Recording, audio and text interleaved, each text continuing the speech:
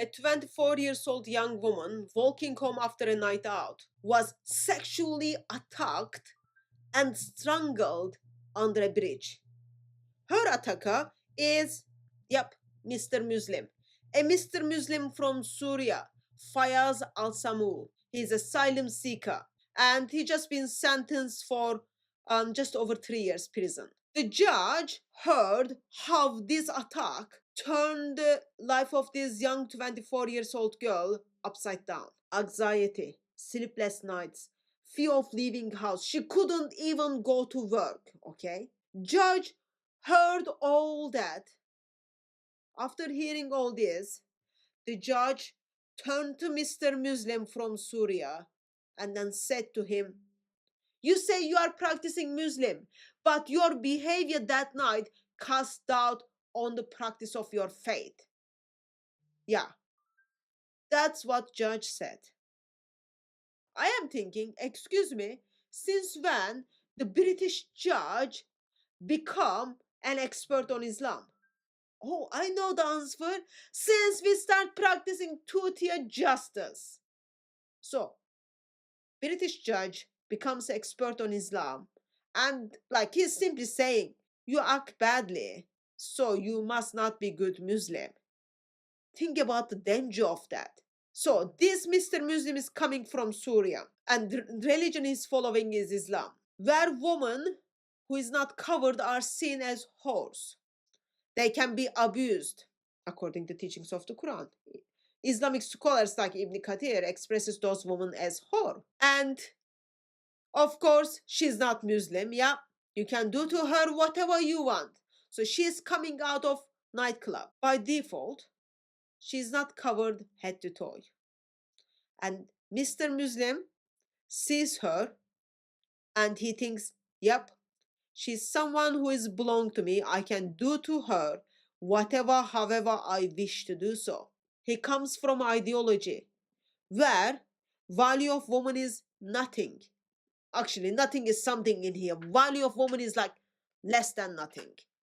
Woman has no dignity. Woman has no honor. And especially if you are not a Muslim. He comes from an ideology where teachings of Muhammad, teachings of Allah is being upheld. And this is the very teaching give birth to grooming gangs, rape gangs in Britain.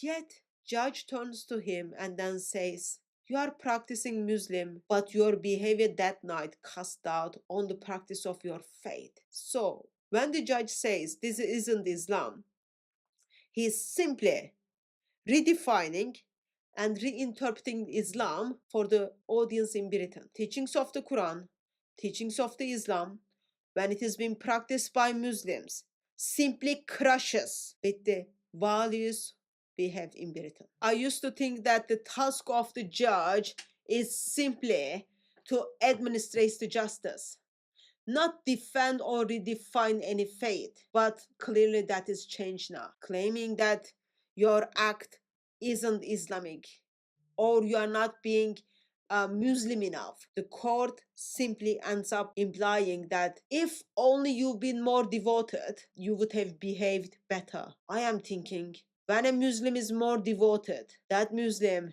thinks we live in 7th century. Abuse of children in any form is absolutely okay for them.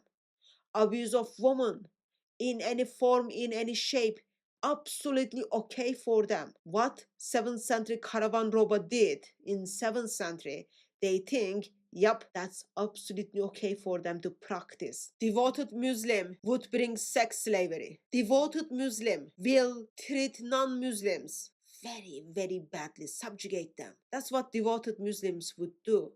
So therefore, saying, yeah, you are not being Muslim enough, simply screaming for someone to take the life support of Britain.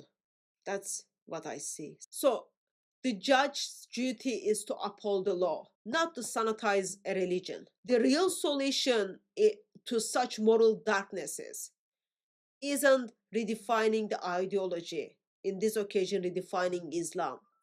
It is pointing to a savior who redeems, who rescues, and who transforms hearts. Justice without truth is only half justice. And truth, as Jesus said, will set you free.